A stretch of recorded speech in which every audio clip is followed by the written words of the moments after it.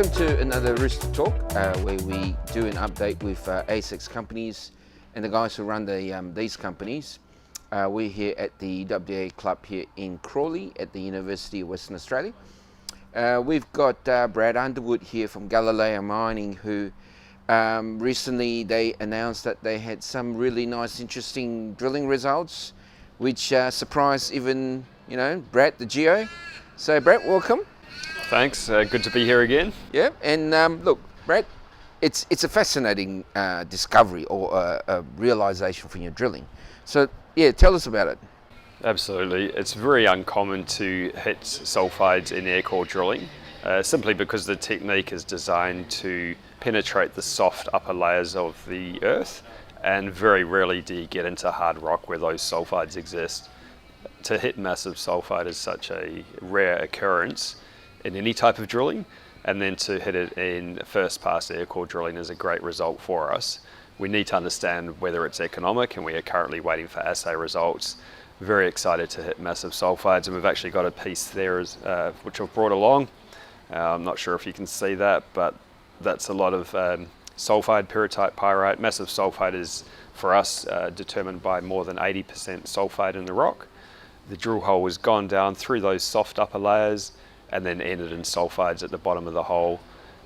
We weren't able to drill through it. We've put holes each side about 25 metres apart.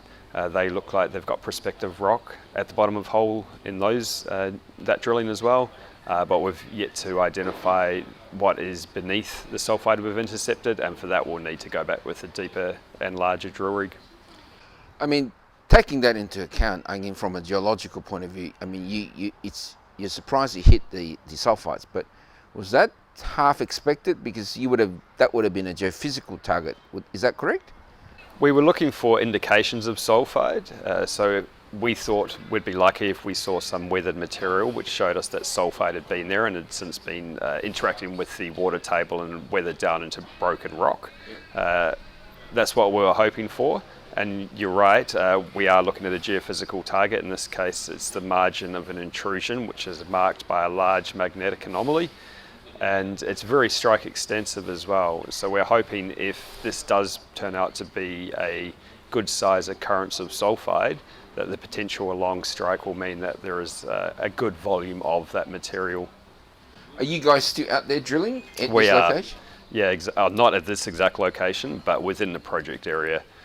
So to date, I think we've done about 6,000 metres, up to around 10,000 metres of planned drilling, and we'll finish that off over the coming weeks. Okay, and I guess the results will be 6 week-ish, 4 weeks. Yeah, we have put the bottom of hole sulphides in for a quicker analysis, and we'll hope they will come through over the next few weeks. The general turnaround time now for laboratory results is anywhere between 6 and 10 weeks, depending on the sample flow at the laboratory. We are dropping off samples each week, and so that'll mean that come late December and moving into January, we should be receiving assays from the bulk of the air core drilling every week or so. But for these sulphides, because they are a higher priority for us, we're hoping to get the assays back shortly. So from if you step back and you've got the investors, the general investors out there, who go, okay, it's a fantastic thing. Brad the Geo is thinking, wow, this is really good. This is surprising. In context of the whole area, the project, what you're looking for, what does that actually mean for you guys? Because a lot of people say, oh, that's very localized, or is it indication of something that you may think it's there? The Jimbalana Dike, which is the large mafic intrusion, is over 300 kilometres long.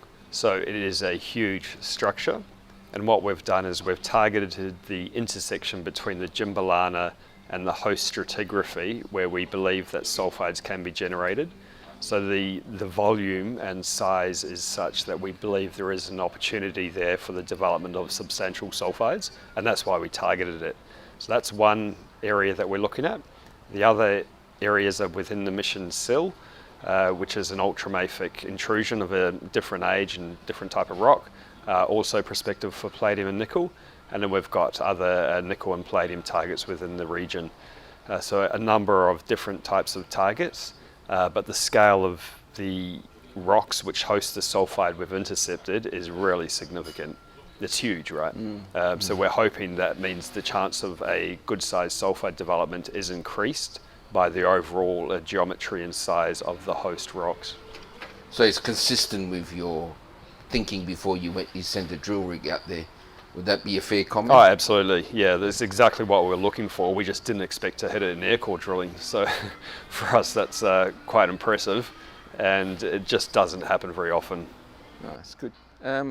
Look, what else is happening for you guys? I know after we had our last conversation, you put an announcement out that you picked up some more ground. So what else is happening in your other projects? We've got the two projects, so the Norseman we've just been speaking about, and the Fraser Range, which of course hosts the Nova nickel mine. That's a fantastic mineral deposit, and that's what we're exploring for within the Fraser Range. We've been doing a wide-ranging EM surveys, building up targets. We've also completed some drilling back in August that identified sulphides at our Delta Blues prospect, and we are in the process of getting everything ready to go diamond drilling to follow those sulphide intersections and to see whether they get wider and higher grade at depth. So that's a good thing for us to be able to do, and hopefully we'll get that done before Christmas and perhaps have an early Christmas for our shareholders. That's a lot of work before Christmas. Christmas is not that far away. We've got a month and everything going to plan. We should be diamond drilling within the next week. Okay. No, going forward, I guess, we got all this drilling here, and you got your EMs. I guess the EMs will come back, and then you interpret that again, and then you would decide whether you're going to go out and put a few holes in it. I'm guessing that will be sort of early next year. That's the methodology. So for the new ground we've picked up, it's a long strike from our Lantern prospect where we've drilled previously. We know it's got the right rock types. We know that it's got nickel copper sulphides. It doesn't appear that there's a large deposit at Lantern, but all the geologies gives us the right signs of the potential. So we're looking at a long strike. The new ground is a long strike from that area. You're right, we'll go back, do those EM surveys, complete the interpretation, and if that's positive, then we'll drill. I mean, from my point of view, I guess, from a make-believe geologist, the Nova stuff sounds complicated, and obviously there's a lot of mineralization that happens there. Comparatively to your Norseman one, is there significant, or are there any differences in how you would approach working there geologically? Definitely. So with the Nova style nickel sulphides, they occur in what's called a chonolith, which is a large irregular shaped intrusion. When it's about 1.2 billion years old, we're dealing with rocks that are over 1 billion years older than the Nova rocks. So at Norseman, the rocks are much older. They're also in a different shaped intrusion, which is more linear, which means that the sulphide zones can be thinner. And so we'd target those using a different methodology. We're using magnetics more than EM. We will do EM there, but it's more a case of downhole drilling. Downhole EM followed by drilling.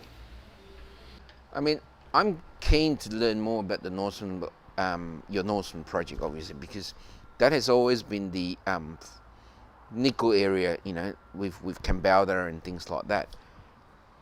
How much more activity is happening now compared to the last 20 years in that area? For nickel, I mean.